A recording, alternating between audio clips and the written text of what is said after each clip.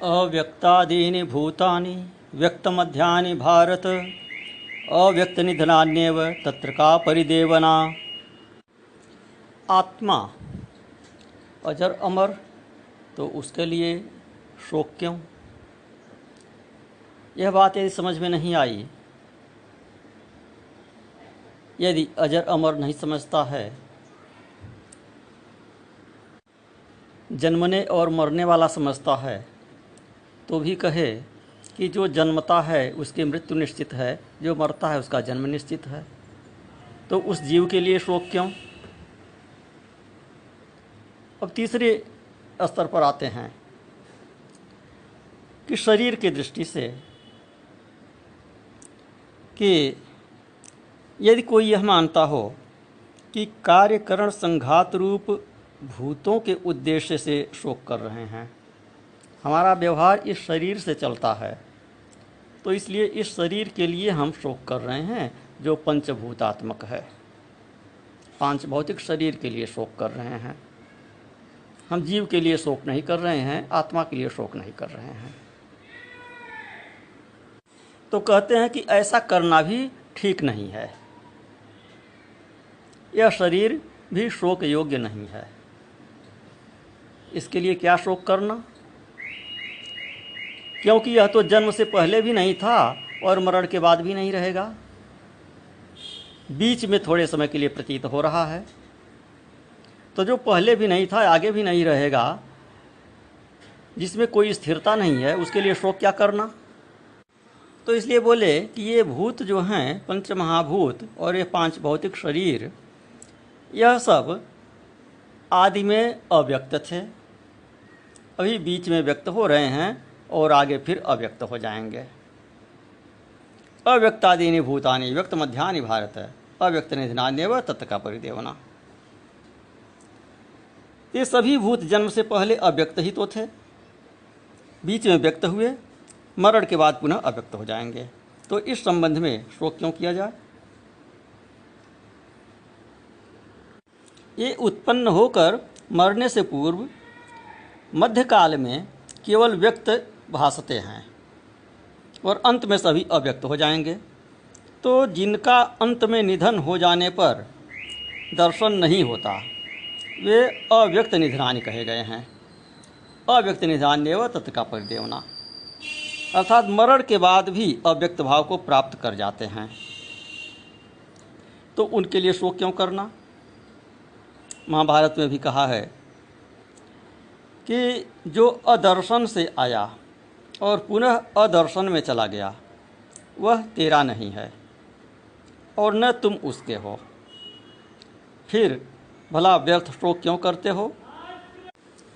अदर्शनादापतितः पुनश्चादर्शनम गतः नासौ तव न तस्य त्वं वृथा का परिदेवना। जो शरीर के पहले नहीं था और फिर भी नहीं रहेगा, आगे भी नहीं रहेगा, वह न तो तुम्हारा है और न तुम उसके हो, तो उसके लिए शोक कैसा। तो प्रश्न होता है, यह बात तो बहुत सीधी सी सरल सी है, यह तो सबको मालूम होता है, यह ज्ञान सबको रहता है,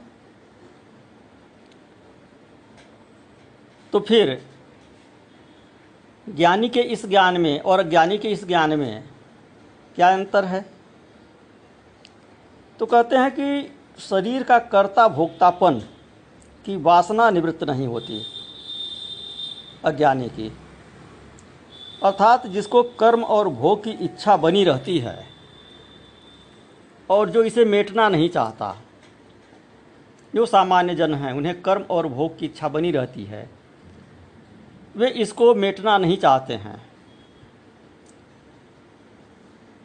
यह सुनते हुए जानते हुए भी कि जन्म से पहले यह शरीर नहीं था, मरने के बाद यह शरीर नहीं रहेगा, फिर भी इसी के पालन पोषण में, इसी के श्रृंगार में लगे रहते हैं, इसी की रक्षा में लगे रहते हैं।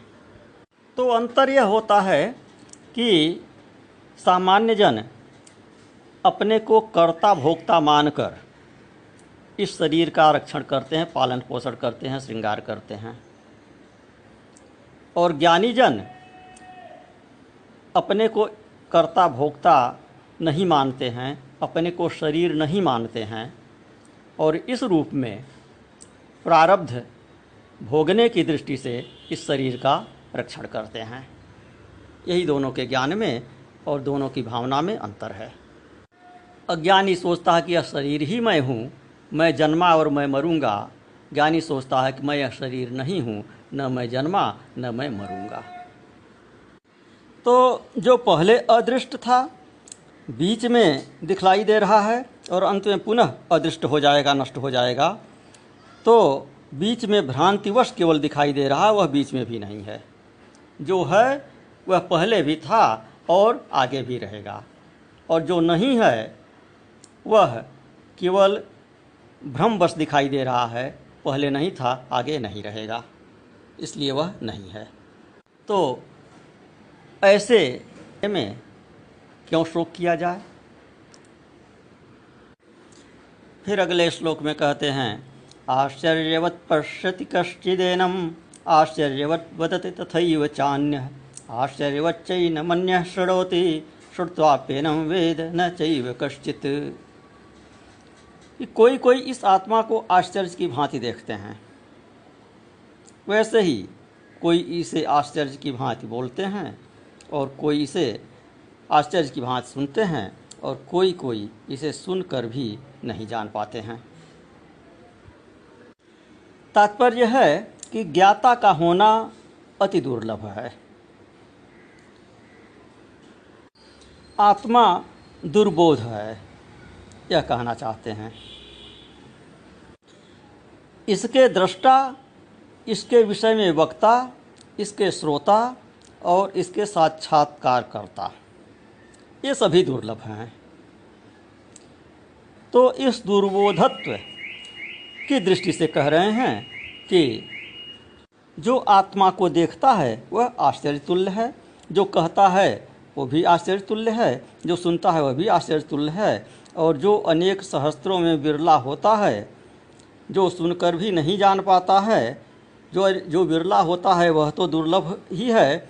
और बहुत से लोग ऐसे हैं जिनके लिए इसे सुनकर भी इसका ज्ञान होना नहीं होता, नहीं जान पाते, तो यह भी आश्चर्य की ही बात है कि सुनकर भी नहीं जानते।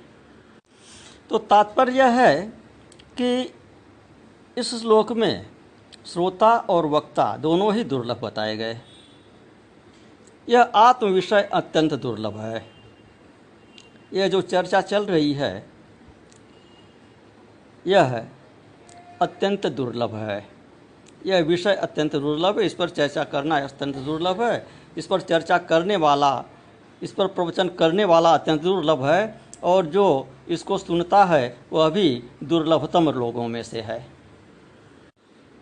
इसलिए इसे कहने, सुनने और समझने वाले को आश्चर्य रूप कहा गया है। यह ज्ञान का प्रकरण है।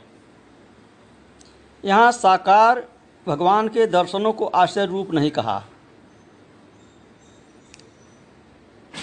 भगवान तो मन और इंद्रियों के द्वारा देखे जा सकते हैं। मन के द्वारा स्वरूप का अनुभव कर सकते हैं और अवतरण होने पर, भगवान के प्रकट होने पर, दर्शन देने पर इंद्रियों से उनका दर्शन भी होता है। ऐसा पौराणिक कथाओं में भरा पड़ा हुआ है। किंतु आत्मा देखा सुना नहीं जाता, इसलिए वह आश्चर्यवत है। वह केवल शुद्ध बुद्धि के द्वारा, वह केवल ज्ञान नेत्रों के द्वारा अनुभव किया जा सकता है, देखा जा सकता है। देखना शब्द भी केवल समझने समझाने के लिए है। वस्तुतः वहाँ दृष्टा और दृश्य जैसी कोई चीज़ रहती ही नहीं है। दृष्टा और दृश्य एक ही होते हैं। आश्चर्य रूप इसलिए भी है कि यह नित्य प्राप्त है और इसकी खोज में आदि अनादि काल से हम भटक रहे हैं, जिसको खोजने की आवश्यकता ही नहीं, जो हम स्वयं हैं। गले में पड़ी हुई माला को हम खोज रहे हैं, और माला का स्मरण हो गया कि तो मेरे गले में है, तो यह आश्चर्य की ही बात हुई कि अरे ये तो गले में है, इसको हम खोज रहे थे।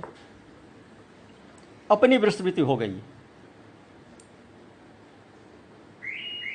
तो यह भी आश्चर्य की बात है कि गले में माला पड़ी हुई है और उसे हम खोज रहे हैं, ये भी आश्चर्य की बात है। और जब उसका स्मरण हो गया तो यह भी आश्चर्य की बात है। तो आत्मा का ज्ञान नहीं होता है, स्मरण होता है, अनुभव होता है। अब स्मरण करने वाला साधन कौन सा है? फिर यहाँ प्रश्न आ जाएगा, कैसे स्मरण होता है? मन से, बुद्धि से? स्मरण तो मन और बुद्धि का विषय है और आत्मा मन बुद्धि का विषय है नहीं, तो आत्मा का स्मरण कैसे होता है? तो मन बुद्धि इत्यादि ये सभी हट जाते हैं, तब आत्मस्वरूप की उपलब्धि हो जाती है, आत्मस्वरूप में स्थिति हो जाती है। उपलब्धि शब्द भी समझने समझाने के लिए है। आत्मस्वरूप में दृष्टा स्थित हो जाता है, जो पतंजलि योग सूत्र का है, तदा दृष्टु स्वरूप अवस्थानम, वह चीज़ लागू हो जाती है कि दृष्टा अपने स्वरूप में, आत्मा अपने आत्मस्वरूप में स्थित हो जाता है। अनात्म चीज़ों का आवरण हट जाता है। यही आत्मज्ञान शब्द से समझने समझाने के लिए कहा गया है। वास्तव में तो आत्मज्ञान शब्द बनता ही नहीं है, क्योंकि ज्ञान में त्रिपुटी होगी। बिना त्रिपुटी के ज्ञान शब्द नहीं बनेगा। ज्ञान तभी बनेगा जब ज्ञाता और ज्ञेय होगा तथा ज्ञान की क्रिया होगी। जब दो वस्तुएं होंगी, एक जानने वाला होगा, एक जानी जाने वाली वस्तु होगी और एक जानने की क्रिया होगी। यह त्रिपुटी जब होगी तभी ज्ञान शब्द सार्थक बनेगा। तो अद्वैत में ज्ञान शब्द बनता ही नहीं है, ये केवल समझने समझाने के लिए है आत्मज्ञान शब्द। तो जो अनात्म विषयों में हम उलझे हुए थे, उनको जब जान गए कि ये सब मिथ्या हैं, ये सब सत्ता शून्य हैं, तो यह आश्चर्य की बात हुई। आत्मा अखंड है, अद्वय है, प्रत्यक्ष है, यह बात सामान्य लोगों की समझ से परे है। अतः ऐसा बोध होना आश्चर्य की बात है।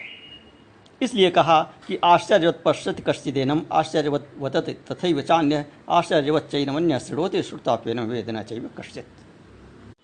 फिर दूसरे प्रकार से इसी को समझ लें कि सर्वप्रथम तो वैराग्य होना कठिन है। विषय भोग से वैराग्य होना अत्यंत कठिन है, और वैराग्य हो जाए तो वैराग्य होने के उपरांत क्या होता है? प्रायः लोग धर्म कर्म में उलझते हैं और अपने को पाप पुण्य का कर्ता भोक्ता मानते हैं। पुण्य की ओर अग्रसर होते हैं, धर्म करते हैं, धर्म का कर्ता मानते हैं, कर्तापन का अभिमान होता है, तो धर्माध्यास हो जाता है। उस धर्माध्यास को छोड़कर संन्यास लेना कठिन है।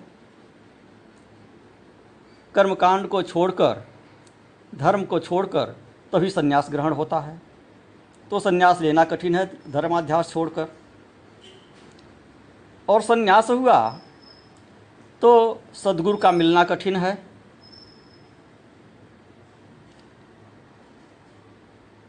फिर तीव्र बुद्धि का होना कठिन है।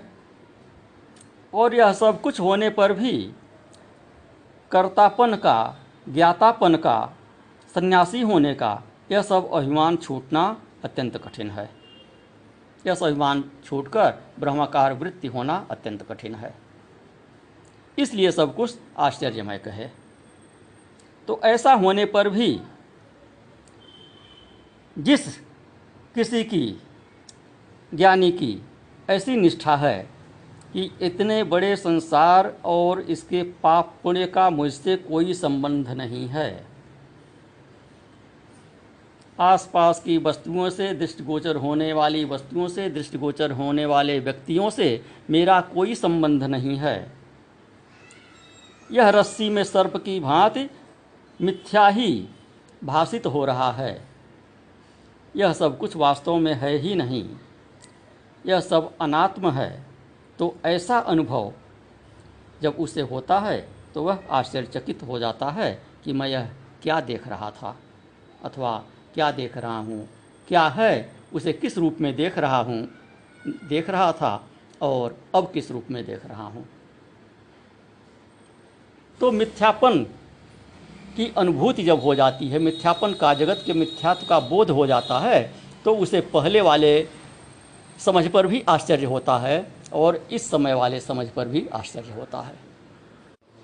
तो वास्तविकता यह है कि आत्मा का ज्ञान नहीं होता है, वह तो ज्ञान स्वरूप ही है।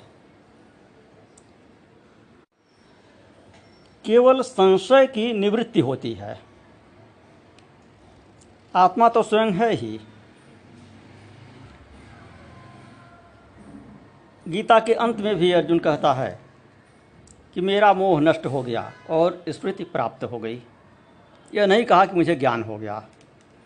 नष्टो मोह स्मृति लब्धा तत्प्रसादान मयाच्युत स्थितोऽस्मि गत संदेह करिष्ये वचनं तव। कहता है, अच्युत, आपकी कृपा से मेरा मोह नष्ट हो गया और मैंने स्मृति प्राप्त कर ली है। अब मैं संशय रहित होकर स्थित हूँ, अतः आपकी आज्ञा का पालन करूँगा। किस चीज़ की स्मृति प्राप्त कर ली है? आत्मस्मृति प्राप्त कर ली है। आत्मज्ञान नहीं कह रहा, ये नहीं कह रहा कि मुझे आत्मज्ञान हो गया है, ये कह रहा है कि मुझे आत्मस्मृति हो गई है। विस्मृति हो गई थी, अब स्मृति हो गई है। अनात्म वस्तुओं में उलझकर आत्म की विस्मृति जो हो गई थी वह नष्ट हो गई और आत्मा की स्मृति हो गई। यही आत्मज्ञान है।